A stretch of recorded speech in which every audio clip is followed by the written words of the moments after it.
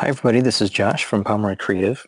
In this video, I just want to talk a little bit about fonts, and I'm going to be using a Google presentation to just kind of lay out some typefaces as I talk about this. Now, this is totally going to be some of my preferences, so you're going to hear some of my opinions and things that I like, but that might actually help you as well.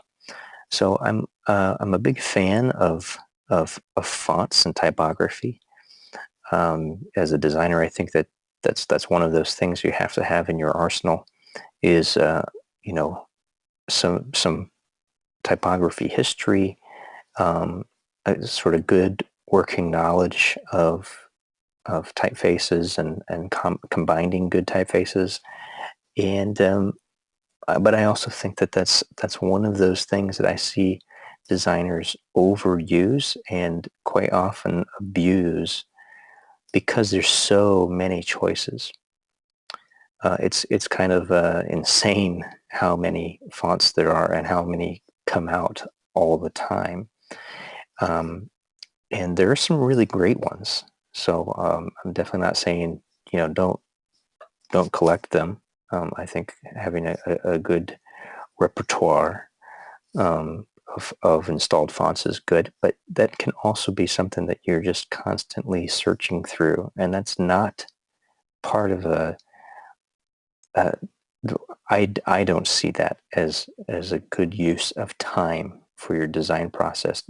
That the time should be used for making much bigger decisions and better decisions. So choosing good fonts is nice, but I tend to whittle those things down because they're things that I just tend to lean towards most of the time anyway. Okay, so again, these are my thoughts, and also this is kind of behind the scenes of some of the ways that I like to do things. So hopefully I'm going to be able to give you some value no matter where you're coming from, and even if our opinions are different, there should be something of value in this video for you. So in Google Slides, what I like to do for headlines and big chunky pieces of text. This is 11 by 17 document, so a lot of times, I'll need to create a poster or a flyer or something like that. And they've got this little piece of word art. This is great. It's a lot like Microsoft Office, um, in the sense that it's just a scalable or um, transformable piece of text. It acts more like a shape once you've typed it rather than a block of copy. So I can put in titles here. So um, I'm just going to put in here something like big headline. Now, I like big headlines. I'm a big fan of like old school newspaper typography and black and white and big chunky headlines. So there's a few, and this is pulling from the Google Web Fonts repository, and there's lots of great fonts on there. There's a few that I really like. I'm a big fan, like I said, of big chunky headlines. So one that I am using right now for my personal branding is Archival Black. And now this is very similar to Arial Black. It's just a big chunky piece of text, and I like that. It's very, very simple. It's a sans serif or sans font. Excuse me. It's just big and chunky, and I like that. It is definitely more. It's a broad font. Okay, so there's definitely some differences between something like this and say another one that I use a lot, and I really like it, is Impact. Impact's an old font, and man, it's been around for a long time, and I've always liked Impact. I've used it for a lot of things throughout the years. So you can see the differences in both of these fonts, right? The Impact is even more sort of newspaper, old school headline um, looking, but they all have certain similarities. Look at the G. See how the G, it's got like sort of both feet, you know what I mean? It's got the crossbar and it's got the foot. And then the rest of the characters are very, very similar. Impact is almost like it's standing tall straight up. And our Archivo Black is more of a rounded, wide font. But both are very good for different applications. So I like both of these. So these I consider, these would be like my headline fonts, okay? These are great for big, chunky statements. Now I want to show you something, and I'll use it with the text block tool. A couple of fonts that I like to use for body text, and this is the way that I think about typography when I think about fonts. Okay, so I don't want a whole huge big block of text that's all caps, that's all big, thick, and chunky. I want something that's going to be easy on the eyes and be able to breathe a little bit if there's going to be a lot of content. And actually, I like Arial, believe it or not. Arial is just, it's a great font.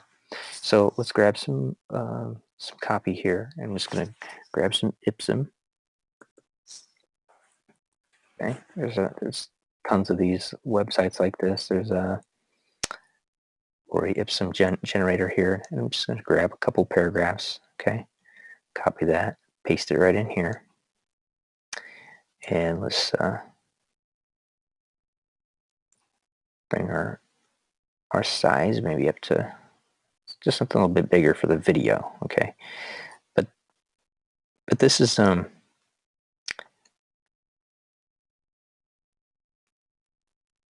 pretty close to how I would kind of do things if I was laying something out. Or maybe I would put this into a column and have a multi-column thing, something like that going on. But that can be totally up to you. So something like this. So that's pretty cool, right? And you see Arial's it's just very clean. It's really readable.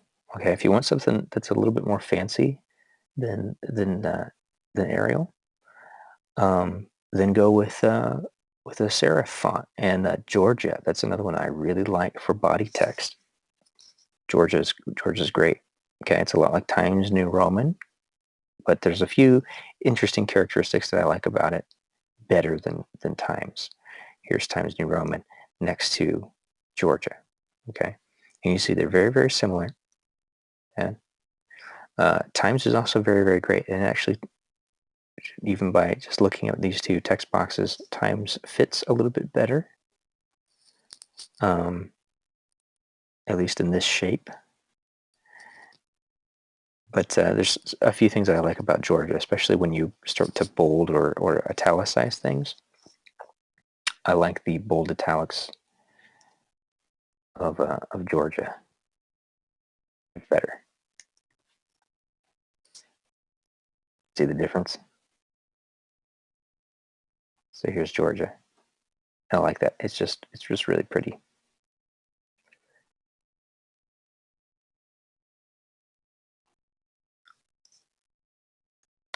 So there's a couple of options. Let's go back here for another sort of sans body font. There's several that I like.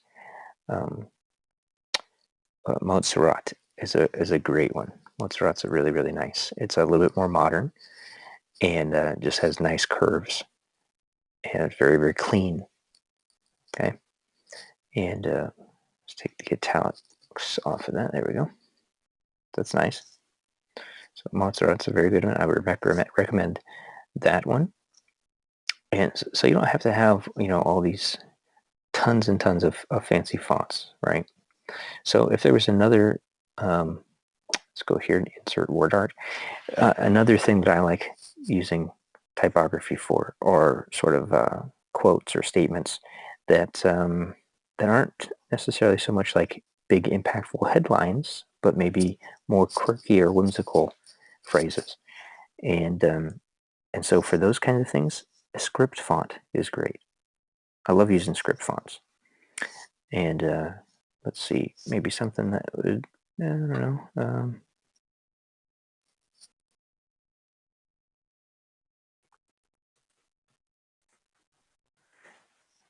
So when you're using a script font, don't capitalize everything. Okay, um, either either the first word or just the beginning, or if you want to be a little bit uh, trendy or whatever, just keep it all lowercase. What I find works the best with typography is contrast. Okay, that's why having a big chunky headline with a nice clean body font works really well, and it has for years. All right, let's find a good script font in here. Now, script fonts, I'm a little bit more picky about, and okay, so here's a couple that I like, and I like this one. Okay, so here's a cool taglines. Bring that down. Okay, and let's see. Here's satisfy. I've always liked that one. It's pretty cool. And then they'll have a little bit different character. We've got another one in here somewhere. This isn't really a script, but it's definitely it's kind of a tween um, a sans font and a script. Okay, it's almost like a this is Sensita one, almost like a paintbrush, like an old school type of oh, magazine or something like that. That's what it reminds me of. Okay, so you see all of these kind of have a different playfulness to them, and they all fill up a little bit different amount of space. Can you see that?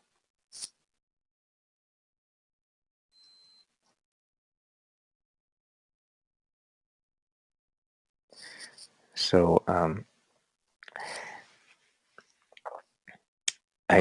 I personally like things that that feel uh, like they fit in a nice chunk.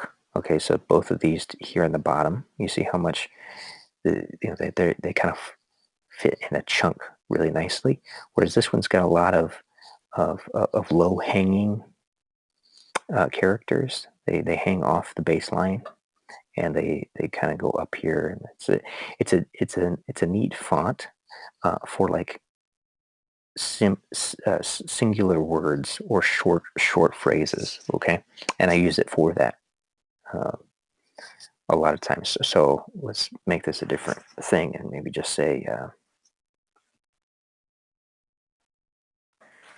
something like this, and you see how that works. That works really well. It's almost like more of a signature type font, and so it works with our eyes that way. I think a lot better. This would not make a very good body font. Okay, when you've got lots of content in paragraph form, not very good. None of these actually would look very good. The way that I have it here, though, works really well with all of these. So this is pretty much, now there's definitely other fonts that I use, but these are the basic ones. Okay, I like big chunky ones for thick headlines. I like sort of thin scripty ones for things that I want to pull out and say. Maybe it's a quote, or maybe it's a witty or whimsical saying or tagline, or maybe maybe using that for a mission statement or something like that, some kind of um, memorable saying or quote, and then keep it simple. You don't need 1,000 choices when two will work. Okay, you've got a sans serif, and you've got your sans here, or your serif and your sans serif. So, which serif, by the way, it just means your characters have these little things on the ends of them. Okay, it's a decorative font. These are serifs. And there's all different kinds of them. So the italic you see is a little bit different. But that's a serif font. Sans is simple. It's blocky. It's clean. Okay. So one's like calligraphy, and one's like I'm just a typewriter. I'm just typing away. And they both work really well for printed text or on a screen. Let me show you another one. Okay, here's another one that I like to use for headlines. I got them all in here. This is really nice, and that's one of the things I like about using something like in a web browser, for example. I know that these fonts are going to work online because they're already web fonts. How cool is that? Alpha Slab. So here's another type of font. It's a slab font. It's a big, chunky, thick slab font. Now this is great for sort of your working man kind of feeling, right? Or big newspaper headlines, or even maybe something more Western or country feeling. It's got those slabs on it. Also good for college or education type feelings. All different kind of attitudes. Another one that I really like is Rousseau 1. Rousseau 1, and you can bold this or not bold it. It's still pretty thick, okay? And you see the difference in both of these here. It is more of a slab font. You see how it's on the eye. It's got sort of those crossbars to it.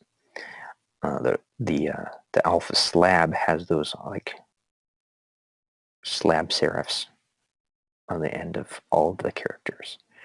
This Rousseau one is a little bit more kind of techy and modern.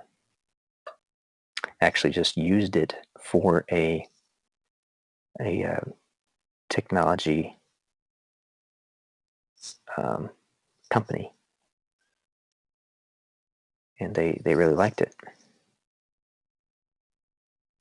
So those are great for big headlines, logo types, and let me see. And again, like I like those especially in all caps, but they would also work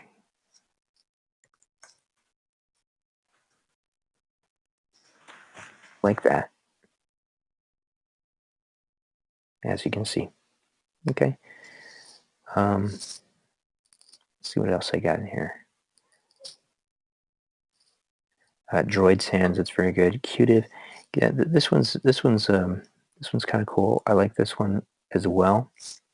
It's sort of a monoline looking font, kind of between a serif and a sans or a slab. That's pretty cool. It's definitely thinner, but sometimes that can also be a nice statement. For example, I could do something like this.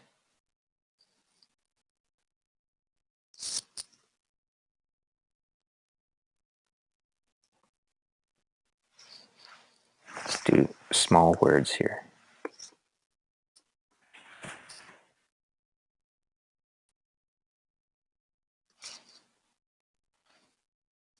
Make them nice and big.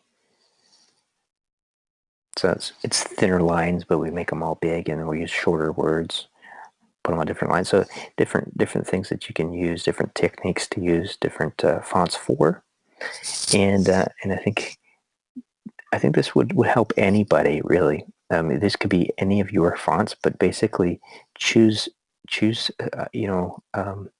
a streamlined collection of things that you like.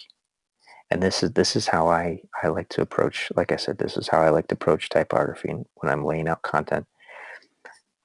I think big and chunky or something like this would work as well for headlines, okay? Something like a script, using as few words as possible. That's part of the key. Keep your content nice and clean and simple, okay? either a Times New Roman or something like it for your serif font. I like Georgia. Georgia's a great font. One thing about Georgia, I just point this out, numbers are really elegant and they kind of drop down.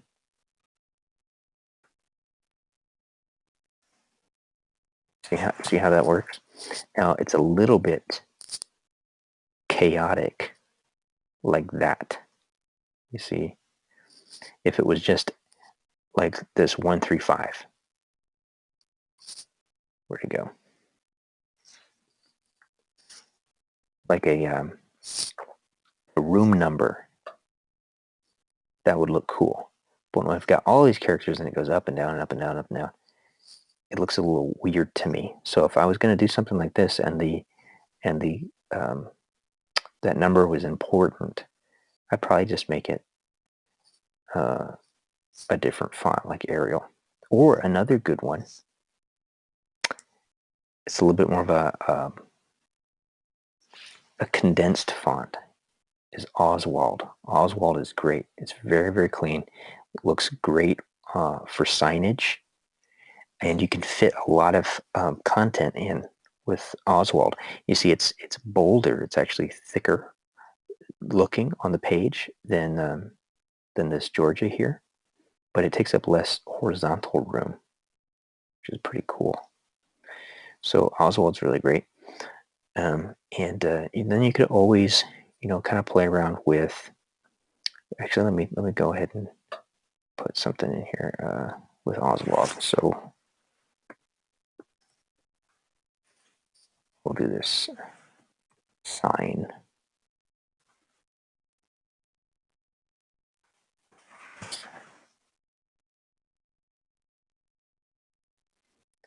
And let's make that Oswald.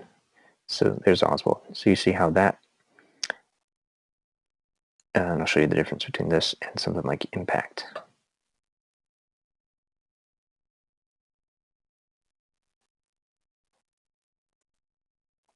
So again, I like it. The characters are clean. Oswald is that it's that tall and kind of condensed text. It's almost, if you look at this, it's almost like the skinny version of Impact. There's some things about Impact that I like. I like how the ends of the S's are square. If you see what I mean. The S here is angled, which is also nice, having those angles. I like the X in Oswald. It's very nice.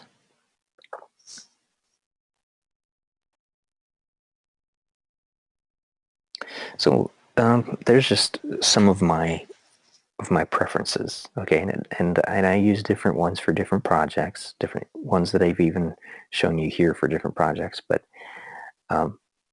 I approach it that way. I need something thick and chunky. I need something kind of soft and delicate for my script font for pulling out clever quotes or interesting taglines, and just something really clean and classy for body copy. Very easily readable. It's not going to be a strain for the eyes, so you can get through that content and get the information out of it that you need.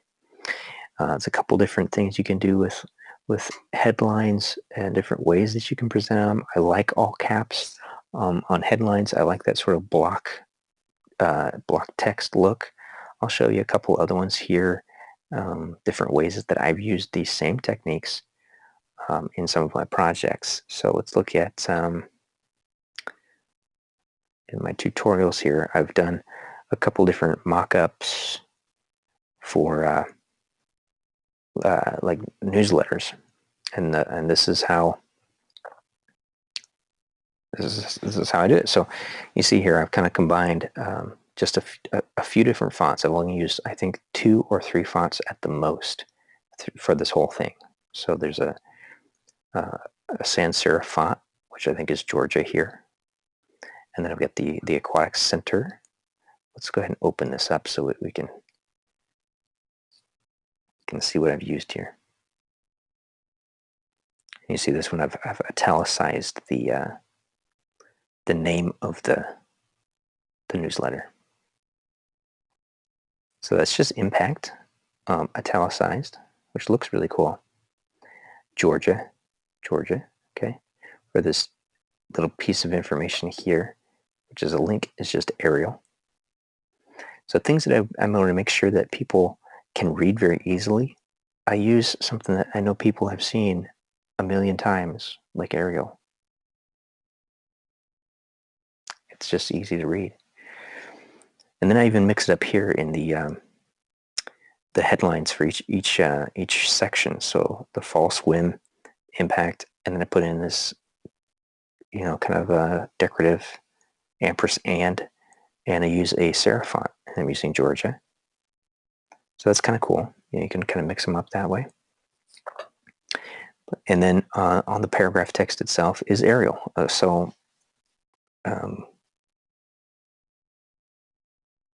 There you can kind of see the practice being used here. And again here,